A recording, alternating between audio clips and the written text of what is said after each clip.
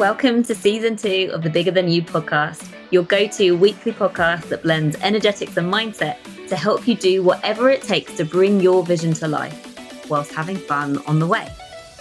I'm Jenna Holloway, your host and multi-award-winning intuitive hypnotherapist and mindset coach. My purpose is to help mission-led business owners and visionaries who want to inspire change by leading the way in a space that otherwise may feel unnerving and too difficult. This is Bigger Than You.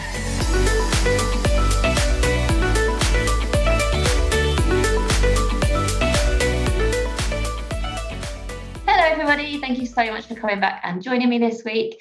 I'm really excited to share a guest with you. Today on the show, we have Samantha Whisnant joining us, and Sam is an online business manager and systems expert. So I will briefly introduce her to you. Welcome, Sam, by the way. Thank you. I'm so excited to be here. So just a little bit about Sam. She came from the corporate world and started her virtual assistant business armed with a biochemistry degree, and then moved halfway across the world. She had zero experience in digital marketing and business, and now has a thriving business helping entrepreneurs set up systems so that they can organize and automate their businesses, hire and onboard their first team member with ease, and stay focused in their zone of genius as much as possible. I'm so excited for the conversation we're about to have, Sam. Welcome. Thank you. Yes, me too. Before we get started into all sorts of business type questions, tell us a little bit about yourself.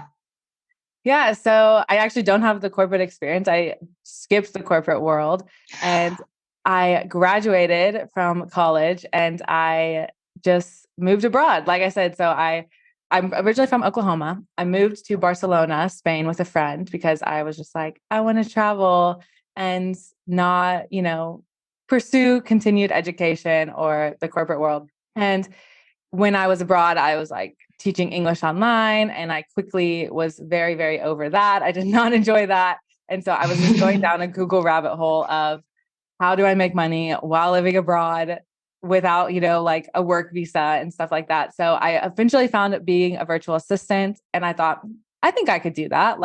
Looks easy enough, I guess. So I took an online course, learned all those basic skills like blog writing and social media management and podcast editing and stuff like that. And yeah, I worked for free and for very, very cheap for at least 6 months. And then I eventually got my first long-term client. And that was kind of at the beginning of March 2020 was when I had that first long-term client. And then from there, the online world itself just kind of exploded during that time. So I also kind of followed that wave, rode off into the sunset, started getting a lot of clients and just growing my skills a lot, learning as much as I could. And eventually I became a certified digital business manager. I love learning. I love taking courses. So that's always something that I continue to do even now. And yeah, I worked with over 50 clients, helping them organize, automate their business. I've helped with, clients growing from 20K months to 100K months and helping build those systems that actually support that type of growth. And yeah, it's been a very crazy journey, a very unexpected journey, but, wouldn't change it for anything. Amazing. That sounds so excited. And yeah, congratulations for building, just feeling like you have this desire to not, go into the corporate world and not be, just working the 9 to 5. There's so many people do that. And then they're like, fuck this. And then start the business. You skipped that. And that's so good. I love that. That's so inspiring. So amazing. So good to hear. This is really interesting. Before we get into the strategy, I'd love to just comment a little bit on the energetics of what happens as a business owner when you have your offer sorted and you know what you're doing and you are ready to start bringing in more clients and you're ready to scale, but your systems aren't supporting you. What's going on there? Let's say, I literally had this conversation last week with one of my clients where I asked her, is your onboarding process automated? In the sense that, can you send a payment link and everything is automated from there? The answer was no. And so ask yourself this question: how effortless is it for you to onboard a new client? Because if you're at the point in your business where you've got everything sorted and you are ready to scale, if your systems aren't automated, then you're energetically going to be blocking yourself because it is an effort for you to onboard a client. And so it's fine that you say you onboard one at a time, but if you're not ready to onboard 10, 15, 20 clients in one day, then energetically you're going to be blocking yourself because you're subconsciously not going to be prepared to do all of that work. So that's where there's a block there. So yes, it takes an effort to get this automation and this stuff done at the front end. But once it's done, you'll remove that energetic block because all you need to do is just send a payment link, right? And everything else just magically happens. And you just open yourself up to being able to scale. And it's like, it's hard to get this if you don't understand energetics, but that's a classic block. You know, you're like, why aren't I getting more clients? Like, you're blocking yourself energetically because it's not streamlined. Yeah, I actually love this topic. And this is like such a foundational piece of, what I talk with about my clients. And like I said, I helped a client scale from 20K months to 100K months. That would have 1000% not been possible if we did not have systems in place. And I think there is a huge kind of misconception about the urgency of systems and like how important systems are because, we see all these business owners or online who are making maybe even millions. And they're like, oh, I built this online course, or, oh, I, only work 3 hours a day or, 3 hours a week or whatever, they all say, which is great. And that is maybe the dream, but they're not saying that the reason that they could do that is, probably 90% due to systems in place. And yes, there is a team also involved, but even with a team, your team will not function properly without systems. And it is such an energetic thing because I will have clients that come to me and they'll say, I don't even like getting on sales calls because I feel like I'm such a mess behind the scenes. And I feel like it shows through sales calls, or even if a client said yes, I wouldn't even know what to do after that. Like I wouldn't even know how to onboard them, or I'm so busy right now. Like you said, I don't even have time to really, onboard these clients and, really take them in and, give them a proper experience because I don't have these systems set up. And it is such an energetic thing. And when you have, the best thing you can do is have it set up before you need it, right? Because that sets you up for that success. So when you have that type of success, or if you have that like, little takeoff of business, you can actually support it. And it's not just like a fluke. Because I think also a lot of business owners, they maybe have like this 1 month where they have this insane like volume of business and everything is great, but then they're burnt out. And then it almost seems to them like, oh, it was just a fluke. It was just luck. And it's like, no, you could continue to support yourself, support that type of, volume in your business if you had those systems in place before you had actually had that influx of clients. And, even when it comes to, I think client is a huge system that I love to talk about. And I also talk about with like content and just lead generation in general. You need those systems because those are your money-making systems, right? Those are the first systems I like to put in place for clients because that's where you're going to see the most ROI on your time and on money, because the more you have those systems in place, the more money you can make when they're actually running. Cool. Can you talk us through like you talk about 3 key systems that you need for scaling to 6 figures? What are they? Yeah. So the first one is content management. I think, especially in that growing stage, like content is so key in your business. You are, whether it's on Instagram, YouTube, blogs, whatever content you are posting, or, multiple platforms, you need systems around that. And I also think with content batching, like there's always this whole thing of, oh, content batching is going to save you so much time. And, you need to batch your content if you want to plan, for the future and have content ready and not be stressed out about it. And I totally agree with that. That's very in line with the systems. But I think what a lot of people miss about that is they don't even have a system for batching content. So they're not batching it correctly. It's like they're spending, 4 hours on 3 Instagram reels. And they're like, how are all these people on Instagram batching, 10 pieces of content in 2 hours? And that was 100% me for a long time too. I was like setting aside a couple hours and then I would spend double the amount of time with like half the results. But when I talk about systemizing your content, what I'm talking about is getting super clear on like your creation process. So, what are the steps that you're going through to create content? Are you finding sounds? Are you like doing research? You're recording, you're editing, or you're, creating a graphic, you're writing a caption, really separating those steps into like a project management tool. I love using ClickUp. You can also use like Asana for this type of thing. And taking, instead of batching, like creating one whole piece of content at once, start practicing batching, just writing, 5 captions at once, because that allows your brain to go into like a more flow state and you work faster and your work is better. Instead of like when you're just creating a piece of content, you're constantly switching from, okay, now I'm recording and now I'm writing and now I'm editing and now I'm, scheduling. You're switching too many tasks at one time. So starting off definitely with content, getting super clear on how you create your content and how you can create like a more processed system with it. And that also allows you to hire help with creating content so much easier, because someone can actually just pop into that system and be like, oh, okay, I see all of the pieces here that need graphics created. Cool. I'll take that. I'll let you know when I'm done. Yeah. But yeah, that's system number 1. System number 2 is client experience. Like we just talked about, again, same idea, just brain dumping out like what you want your ideal client experience to look like. I always start with all of my systems, making like some sort of map. I love using like Whimsical or Lucid Chart and just mapping out each step. So, okay, they have a discovery call. What's next? You need to send a proposal or a payment link or a checkout page. And then they need a contract. And then they need an onboarding form and a welcome email.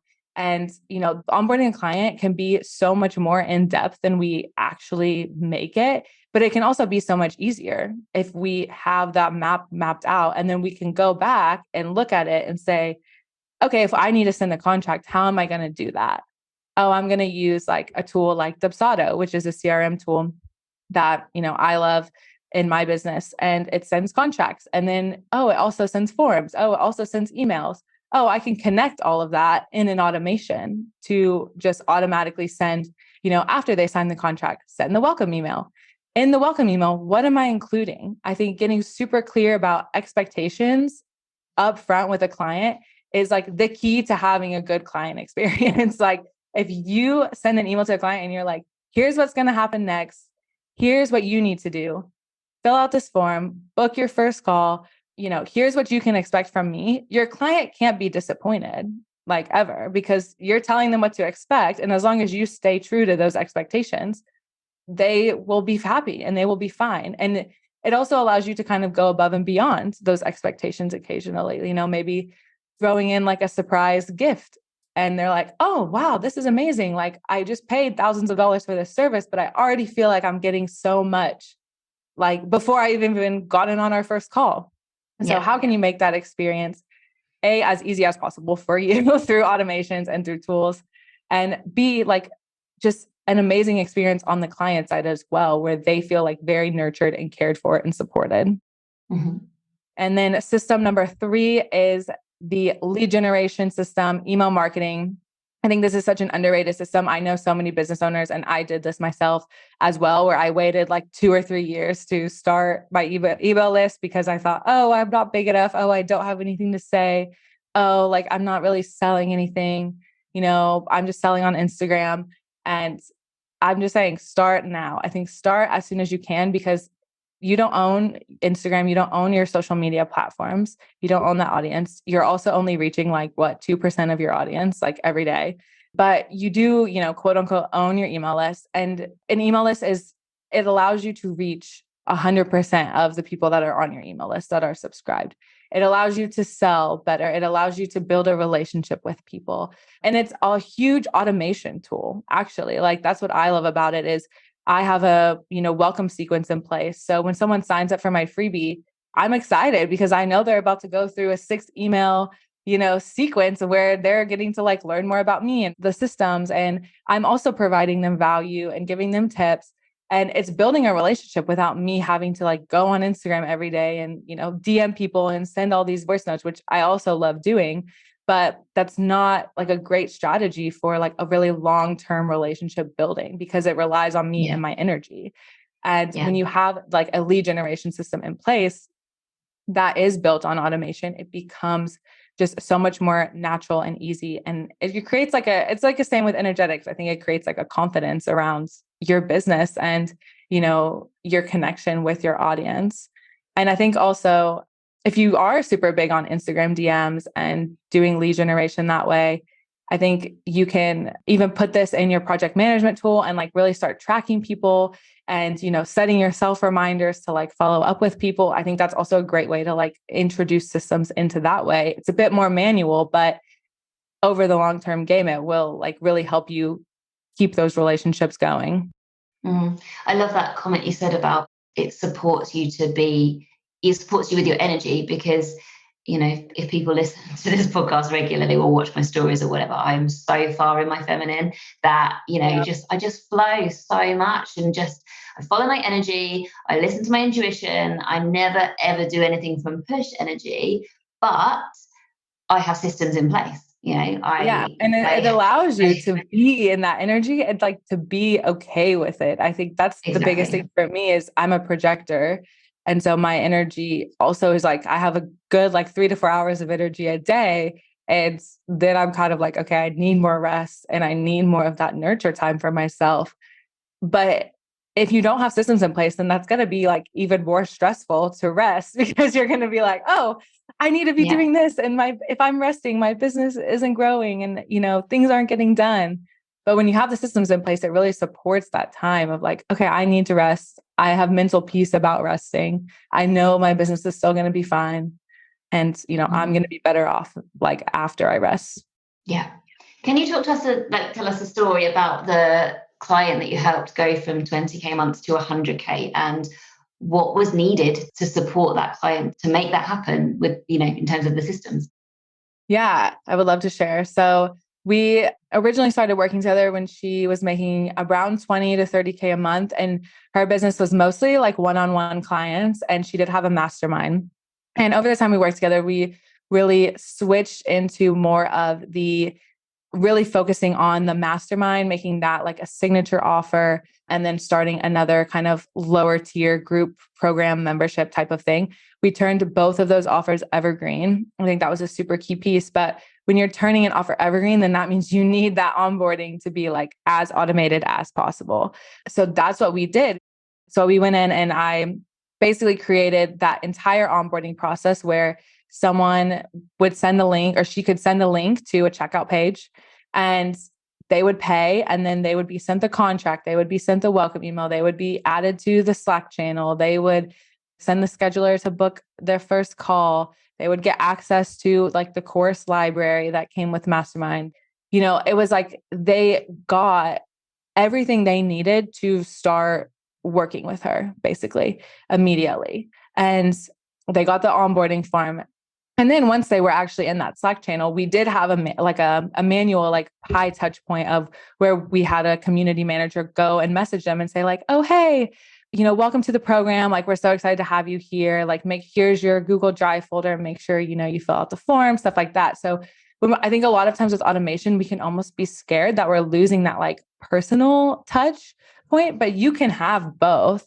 And, it was like, whenever she was wanting to onboard a client, she didn't want to wait. Like the client also doesn't want to wait to like give access to this stuff. If a client buys on a Saturday, no one wants to wait until Monday to even like, you know, be added to a Slack channel or to see what they're buying.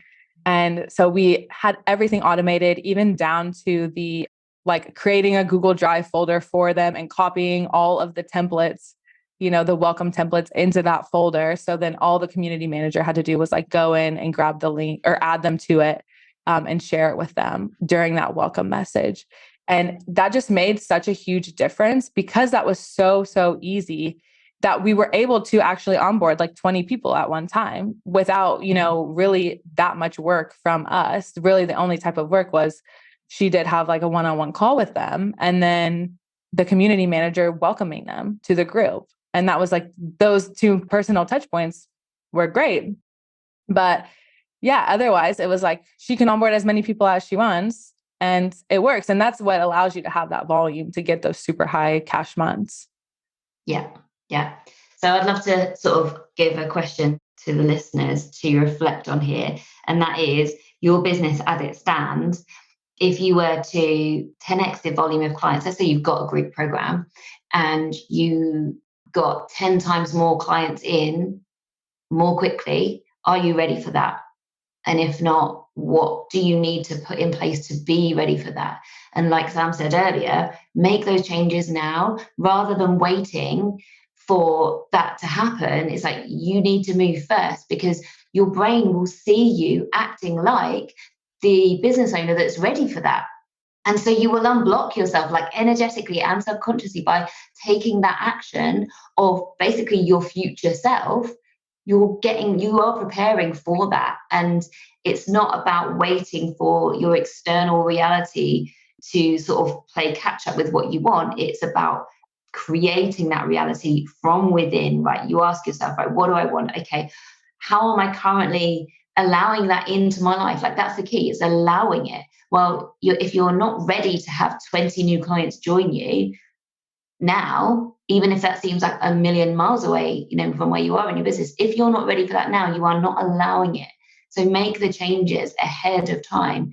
If you want to be a six-figure business owner and you're nowhere near it, just allow yourself to feel like you are already. Treat your business like a big deal, not like a side hobby. Like that, Yeah. I have always, I've always treated my business like a big deal, and hence like the success I've had. If I ever had the attitude of, oh, this is just a small thing, as if I would have moved as fast as I did. It's about your perception and how you feel about your business and who you are being to lead that business forwards. Because so much of this conversation is to do with energetics and energy, because we literally are energy. So everything, your perception matters so, so much. Yeah, I agree 100%. And I think for me, it's almost whenever I started my business journey, I did kind of view it as like a side hustle, or just like I didn't even realize I could be like a career out of it necessarily. But once I started putting in the work, like this is a business, I'm treating it like a business. That was when I had the most growth. That was when I started hitting those 10K months. That was when I had a lot of clients coming into me, and I built those systems to support that. Whenever I got serious about the back end of my business and how I was showing up as a business owner, it changed on the front end. And I see that a lot with clients as well. I've worked with a lot of clients that are just kind of getting started in their business, or, maybe they have had like a kind of quick growth, or like they're in their 9 to 5 and then they like have randomly had like a big influx of clients, and they're like, I don't even know how to handle this. Like, I don't even, the goal was to quit my 9 to 5, but I don't know if I'm ready for that. And I don't know if I'm ready for my systems or for the business to support me, because they don't have anything set up. They don't see it as a business. They're not acting like a CEO. And the minute we put those systems in place, and they're seeing how it all just works together and how it allows them to actually show up as a CEO, they quit their 9 to 5. Their business continues growing. Their business is stable, and they make it work. Because I think when that's your only option, kind of, you do make it work. Like that, it's like you act intentionally in that direction. And the universe 100% like mirrors it back to you. Yeah.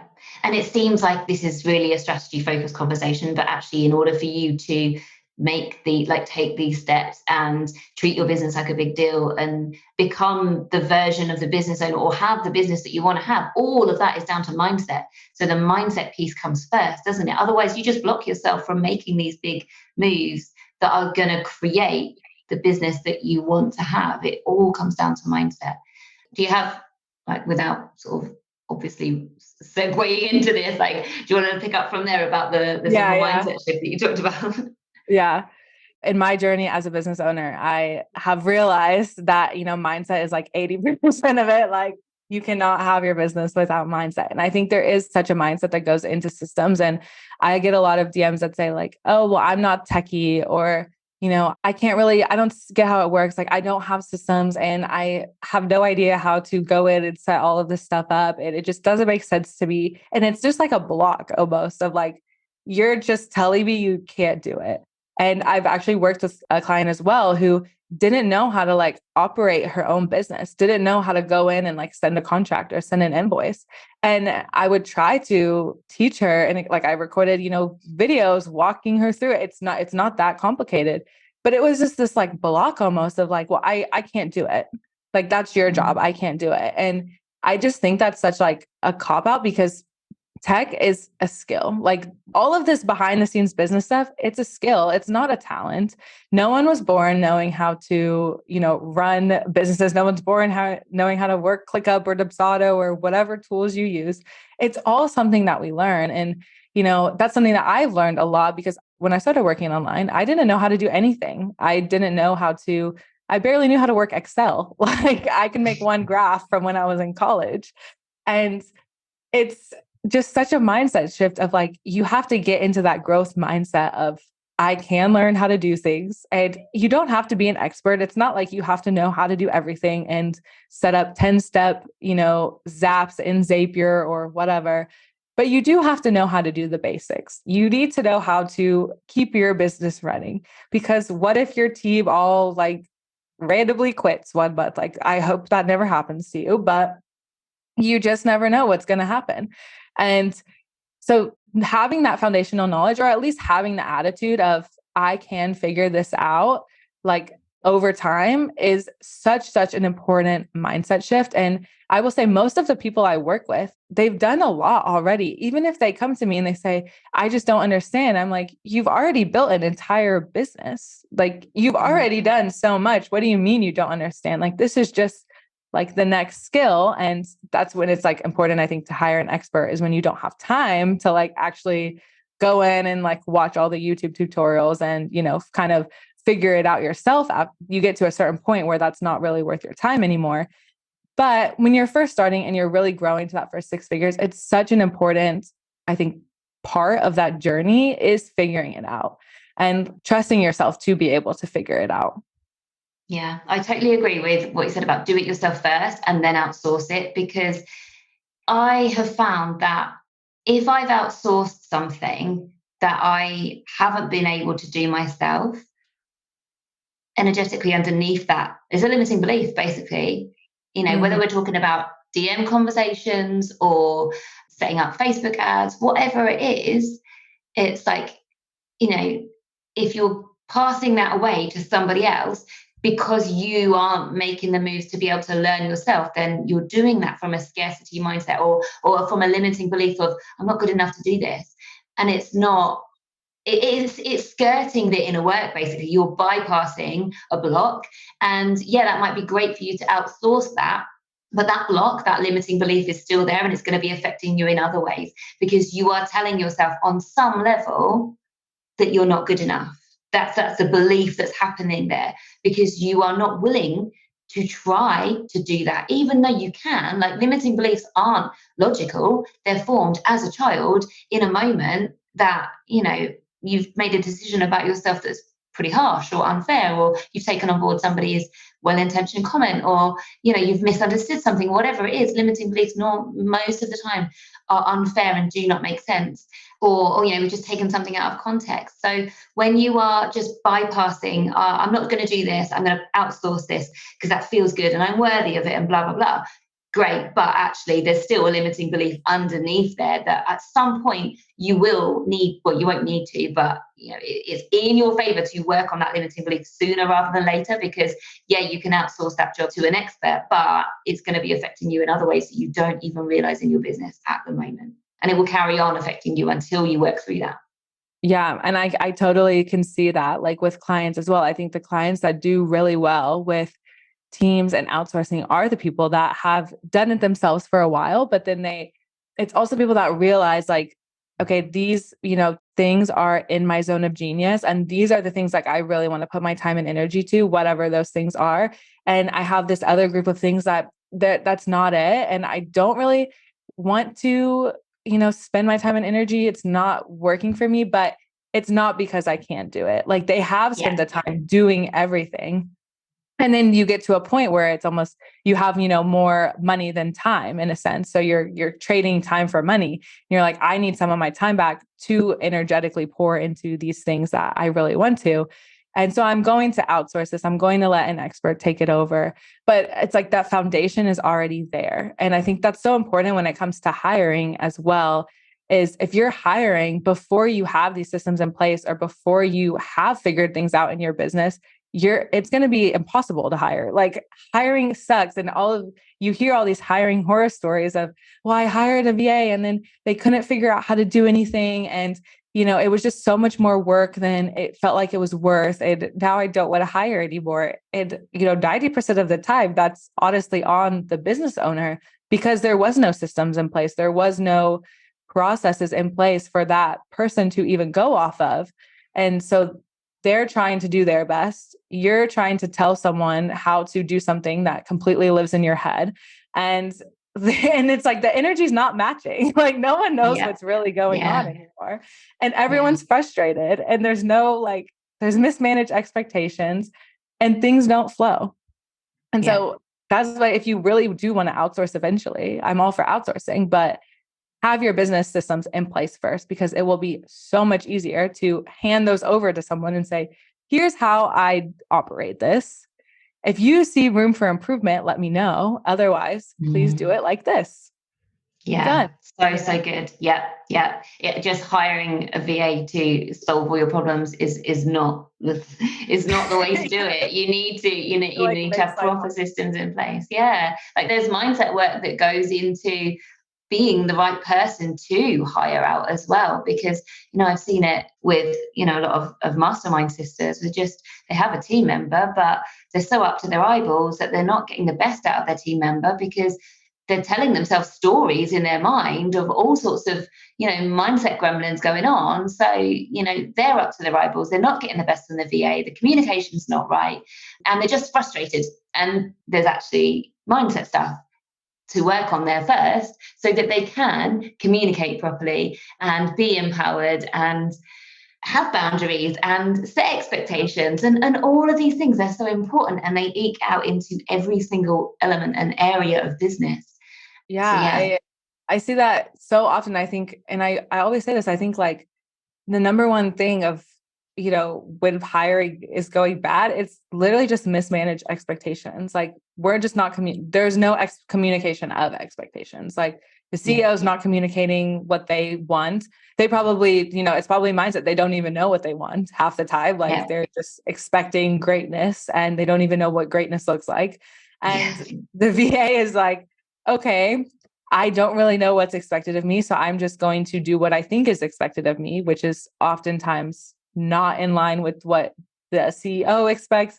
And it is just like this whole mishmash of, it's a mess that could be fixed with, okay, hey, here are my expectations. Here's like how I want something done.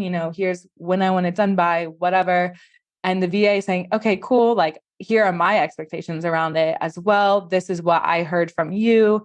This is how I'm going to move forward with that. And then the CEO saying, okay, great. Sounds good.